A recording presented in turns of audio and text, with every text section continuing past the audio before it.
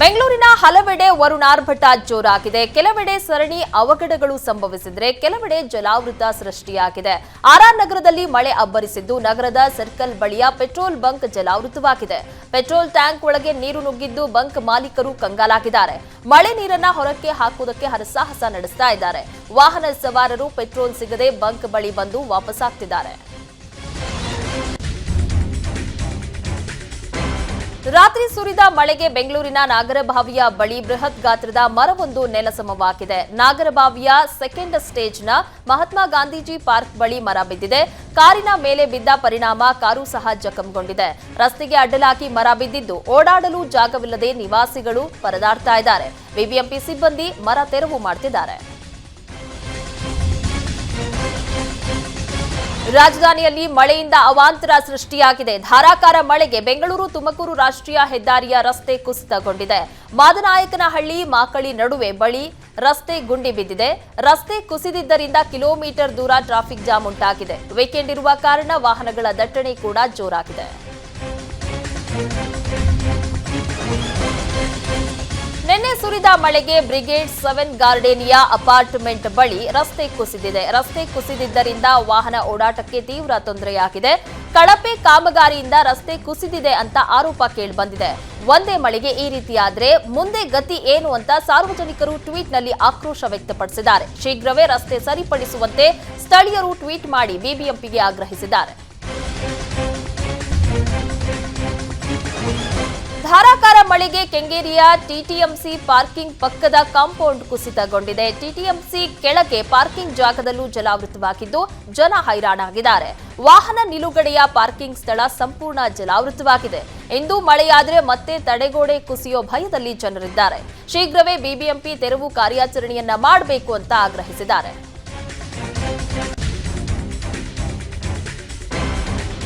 ನಿನ್ನೆ ಸುರಿದ ಧಾರಾಕಾರ ಮಳೆಗೆ ಬೆಂಗಳೂರಿನ ದೀಪಾಂಜಲಿ ನಗರದ ವ್ಯಾಪ್ತಿಯಲ್ಲಿ ಸರಣಿ ಹಾನಿ ಸಂಭವಿಸಿದೆ. ಒಂದೆಡೆ ಹೆಮ್ಮರವೊಂದು ಉರುಳಿ ಬಿದ್ದಿದ್ದು 2 ಕಾರು 1 ಟಿಟಿ ವಾಹನ ಜಖಮಾದ್ರೆ ಇನ್ನೊಂದೆಡೆ 3 ವಿದ್ಯುತ್ ಕಂಬಗಳು ಧರೆಗುರುಳಿವೆ. ಅದೃಷ್ಟವಶಾತ್ ಯಾವುದೇ ಪ್ರಾಣಾಪಾಯ ಸಂಭವಿಸಿಲ್ಲ.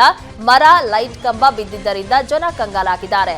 ಅಪಾಯಕಾರಿ ಮರಗಳ ತೆರವು ಕಾರ್ಯ ಪಾಲಿಕೆ ಮಾಡಿದ್ರೆ ಈ ಅವಾಂತರ ಆಗ್ತಾ ಇರಲಿಲ್ಲ ಅಂತ ಜನರು ಆಕ್ರೋಶ ವ್ಯಕ್ತಪಡಿಸಿದ್ದಾರೆ. ಬಿರುಗಾಳಿ ಸಹಿತ ಸುರಿದ ಧಾರಾಕಾರ ಮಳೆಗೆ ಅರಳಿ ಮರವೊಂದು ಧರೆಗುರುಳಿದ್ದು 4 ಮನೆಗಳು ಜಖಂಗೊಂಡಿವೆ. ನಂಜನಗೂಡು ತಾಲೂಕಿನ ಬಸವನಪುರ ಗ್ರಾಮದಲ್ಲಿ ಘಟನೆ ನಡೆದಿದೆ. ರಾತ್ರಿ ಸುರಿದ ಬಿರುಗಾಳಿ ಸಹಿತ ಭಾರೀ ಮಳೆಗೆ ಪುರಾತನ ಕಾಲದ ಬೃಹತ್ ಅರಳಿ ಮರ ಬೇರು ಸಮೇತ ಬಿದ್ದಿದೆ. ಅದೃಷ್ಟವಶಾತ್ ಯಾವುದೇ ಪ್ರಾಣಾಪಾಯ ಸಂಭವಿಸಿಲ್ಲ. ಗ್ರಾಮದ ಸಿದ್ದರಾಜು, ಮೂಗಯ್ಯ, ಮಲ್ಲೇಶ್, ಚೆನ್ನೇಗೌಡ ಎಂಬುವವರ ಮನೆಗಳು ಹಾನಿಯಾಗಿವೆ. ಕುಟುಂಬಸ್ಥರು ಮತ್ತು ಜಾನುವಾರುಗಳು ಪ್ರಾಣಾಪಾಯದಿಂದ ಪಾರಾಗಿದ್ದಾರೆ. ಹಾನಿಯಾಗಿರುವ ಮನೆಗಳಿಗೆ ಸೂಕ್ತ ಪರಿಹಾರ ನೀಡಬೇಕು ಅಂತ ಗ್ರಾಮಸ್ಥರು ಒತ್ತಾಯಿಸಿದ್ದಾರೆ. ಮಂಗಳೂರು ಡೆಂಟಲ್ ಕಾಲೇಜಿನ ಟಾಯ್ಲೆಟ್ನಲ್ಲಿ ಚಿತ್ರೀಕರಣ ಪ್ರಕರಣಕ್ಕೆ ಟ್ವಿಸ್ಟ್ ಸಿಕ್ಕಿದೆ. ಶೌಚಾಲಯದಲ್ಲಿ ಮೊಬೈಲ್ ಚಿತ್ರೀಕರಣ ಪ್ರಕರಣದಲ್ಲಿ ಜಿಹಾದಿ ಸಂಘಟನೆಗಳ ಕೈವಾಡ ಇದೆ ಎಂದು ಬಜರಂಗದಳ ಮುಖಂಡ ಪ್ರದೀಪ್ ಸರಿಪಲ್ಲ ಆರೋಪ ಮಾಡಿದ್ದಾರೆ. ಅಪ್ರಾಪ್ತ ಹುಡುಗನನ್ನ ಬಳಸಿ ಕೃತ್ಯ ಎಸಗಿರುವ ಶಂಕೆ ವ್ಯಕ್ತವಾಗಿದ್ದು ಪ್ರಕರಣ ಉನ್ನತ ಮಟ್ಟದ ತನಿಖೆಗೆ ಆಗ್ರಹಿಸಿದ್ದಾರೆ. ಉಡುಪಿಯ ಕಾಪು ಮೂಲದ ಬಾಲಕನಿಂದ ಕೃತ್ಯ ಎಸಗಲಾಗಿದೆ ಎಂಬ ಶಂಕೆ ವ್ಯಕ್ತವಾಗಿದೆ. ಮಂಗಳೂರು ಪೊಲೀಸರು ಅಪ್ರಾಪ್ತ ಬಾಲಕನನ್ನ ವಶಕ್ಕೆ ಪಡೆದಿದ್ದಾರೆ. ಸರ್ಕಾರದ ಒತ್ತಡಕ್ಕೆ ಮಣಿದು ಪ್ರಕರಣ ಮುಚ್ಚಿ ಹಾಕುವ ಯತ್ನ ಮಾಡಿದ್ದಾರೆ ಎಂದು ಬಜರಂಗದಳ ಮುಖಂಡ ಪ್ರದೀಪ್ ಆರೋಪ ಮಾಡಿದ್ದಾರೆ. ಬೆಂಗಳೂರಿನ ಪ್ರತಿಷ್ಠಿತ ಮಂತ್ರಿ ಮಾಲ್ ವಿರುದ್ಧ ಗಂಭೀರ ಆರೋಪ ಕೇಳಿಬಂದಿದೆ. ಮಾಲ್ನಲ್ಲಿರುವ ಮಳಿಗೆ ತಡವಾಗಿ ಓಪನ್ ಮಾಡಿದ ಕಾರಣ ಮಳಿಗೆದಾರರಿಗೆ 10,000 ದಂಡ ವಿಧಿಸಲಾಗಿದೆ. ಬೆಳಗ್ಗೆ ಸರಿಯಾಗಿ 10 ಗಂಟೆಗೆ ಮಳಿಗೆ ಓಪನ್ ಮಾಡಲೇಬೇಕು ಎಂಬ ನಿಯಮ ಮಾಡಿದ್ದಾರಂತೆ. ಬೆಳಗ್ಗೆ 10 ರಿಂದ ರಾತ್ರಿ 10ರವರೆಗೂ ಮಾಲ್ನಲ್ಲಿ ಮಳಿಗೆ ಓಪನ್ ಮಾಡಲೇಬೇಕೆಂಬ ನಿಯಮ ಹೊರಡಿಸಿದ್ದಾರಂತೆ. ಆದರೆ ಮಳಿಗೆದಾರರು ತಡವಾಗಿ ಮಳಿಗೆ ಓಪನ್ ಮಾಡಿದ್ದರಿಂದ 10,000 ದಂಡ ಹಾಕಲಾಗಿದೆ. ಮಳಿಗೆದಾರರ ಬಳಿ ದಂಡದ ಹೆಸರಿನಲ್ಲಿ ವಸೂಲಿ ಮಾಡ್ತಾ ಇರೋ ಆರೋಪ ಕೇಳಿಬಂದಿದೆ. ಹೆಣ್ಣು ಭ್ರೂಣ ಹತ್ಯೆ ಪ್ರಕರಣದಲ್ಲಿ ಬಂಧಿತರ ಸಂಖ್ಯೆ 6ಕ್ಕೆ ಏರಿಕೆಯಾಗಿದೆ. ದಂಧೆಯಲ್ಲಿ ಭಾಗಿಯಾಗಿದ್ದ ಮತ್ತಿಬ್ಬರು ಪ್ರಮುಖ ಆರೋಪಿಗಳನ್ನ ಪೊಲೀಸರು ಬಂಧಿಸಿದ್ದಾರೆ. ಹೊರಗುತ್ತಿಗೆ ಆಧಾರದ ಮೇಲೆ ಕೆಲಸ ಮಾಡ್ತಾ ಇದ್ದ ನವೀನ್ ಕುಮಾರ್ ಬಂಧಿತರು. ನವೀನ್ ಕುಮಾರ್ ಎಂಬ ವ್ಯಕ್ತಿ ಹಿಂದೆಯೂ ಹೆಣ್ಣು ಭ್ರೂಣ ಹತ್ಯೆ ಪ್ರಕರಣದಲ್ಲಿ ಭಾಗಿಯಾಗಿದ್ದ ಆರೋಪ ಕೇಳಿಬಂದಿತ್ತು. ಈಗ ಮತ್ತೆ ಹೆಣ್ಣು ಭ್ರೂಣ ಹತ್ಯೆಯಲ್ಲಿ ತೊಡಗಿದ್ದಾನೆ. ಇನ್ನು ಪ್ರಕರಣದಲ್ಲಿ 5ನೇ ಆರೋಪಿಯಾಗಿರುವ ಶಿವಲಿಂಗ ನಾಯಕ್ ತಲೆಮರೆಸಿಕೊಂಡಿದ್ದಾನೆ. ಶಿವಲಿಂಗ ನಾಯಕ್ ಬಂಧನವಾದರೆ ಮತ್ತಷ್ಟು ಆರೋಪಿಗಳ ಹೆಸರು ಬಯಲಾಗೋ ಸಾಧ್ಯತೆ ಇದೆ.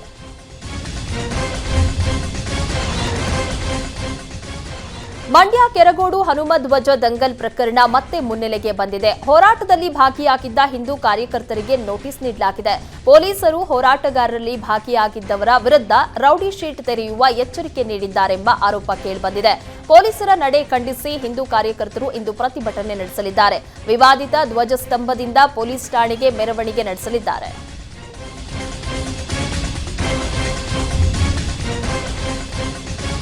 ಅತಿಯಾದ ಬೇಸಿಗೆಯಿಂದ ಹಿನ್ನೀರು ಮಟ್ಟ ಕುಸಿತವಾದ ಹಿನ್ನೆಲೆ ಶಿವಮೊಗ್ಗದ ಹಸಿರು ಮಕ್ಕಿ ಲಾಂಚ್ ಸೇವೆ ತಾತ್ಕಾಲಿಕವಾಗಿ ಸ್ಥಗಿತಗೊಂಡಿದೆ.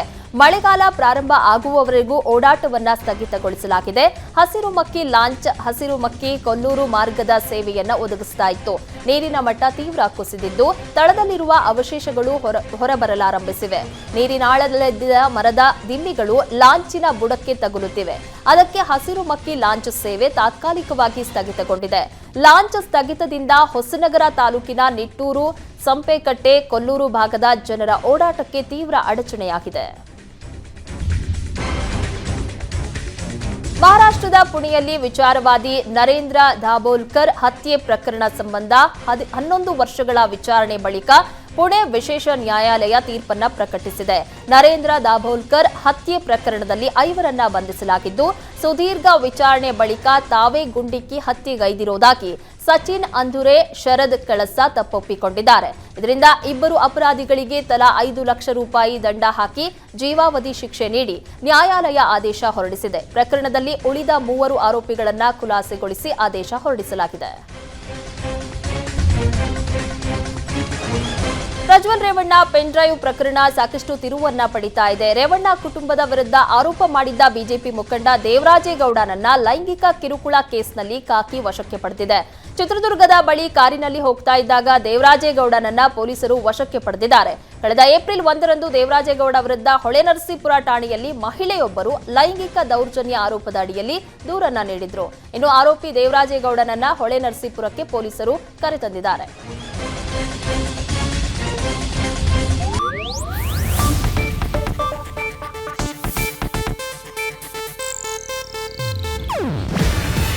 ಇದು ಏಷ್ಯಾನೆಟ್ ನ್ಯೂಸ್ ನೆಟ್ವರ್ಕ್ ಪ್ರಸ್ತುತಿ. ನೀವು ನೋಡ್ತಿದ್ದೀರಾ ಏಷ್ಯಾನೆಟ್ ಸುವರ್ಣ ನ್ಯೂಸ್.